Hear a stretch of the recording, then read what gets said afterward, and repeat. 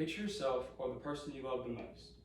Now imagine them suffering from unimaginable pain or a fatal health condition that cannot be cured. There is no way that they could continue life without assistance. They feel as if life has no meaning. Unfortunately, this is a real situation for far too many people today, and it is only right to allow these people to make their own decisions about their life and have control over their deaths. Euthanasia should be legal in all states of the United States, as no one knows when or who will be affected by this situation I've just described. Now, let's talk about the most obvious reason is to relieve pain. According to specialist psychiatrists in older persons' health, Annie Wan's Rational Suicide, Euthanasia, and the very old two-cause report, it states how euthanasia ends pain and suffering for patients. For example, one patient had suffered from chronic acute back pain for which she had received various treatments for in the past, along with other medical diseases such as diabetes, hypertension, and osteoarthritis. Her husband was on his deathbed battling cancer, as he relied on her to maintain their household and assist him with his personal care, although her health prevented this. As she declined in health and her disability was reaching a point where she was no longer able to take care of herself, she did not want her to become a burden on her family and dependent on others. So she refused medical help and chose euthanasia and to die peacefully. Secondly, euthanasia is about giving people the right to choose when they die.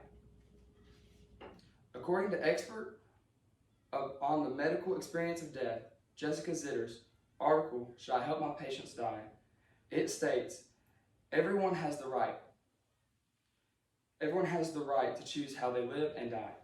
No one else can decide for you, therefore your choices are also made by you. And if one wants to undergo euthanasia, it should be granted. Another example is the case of Ray Carney, who was diagnosed with throat cancer and given 6 months to live. He sat with his bottle of sleeping pills, and he said when the pain got too great, he would take them and go into sleep forever. A lot of people think that the practice of euthanasia takes away a person's fundamental right to live.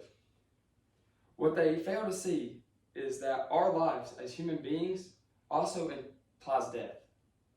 Without death, we do not have human life, and it is as its very definition. Like black and white or two sides of a coin, human life cannot occur without death. Therefore, those who argue every man is entitled to life unknowingly agrees that the man has the right to die. Third of all, euthanasia saves families money. Many times, families will spend thousands of dollars trying to improve someone's health condition that will never improve.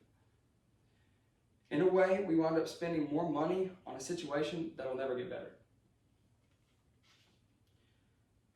Imagine that your loved one is in great suffering, and then you pay to make it longer. For example, a cancer patient pays $11,500 per month on average. Now, let me tell you where euthanasia is legal.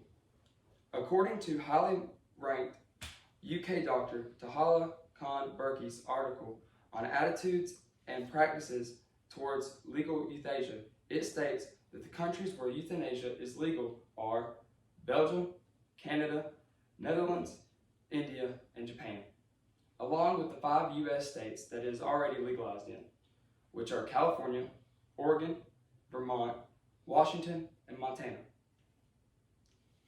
And as you can see from this visual aid, since 1951, the support for legal euthanasia has only risen.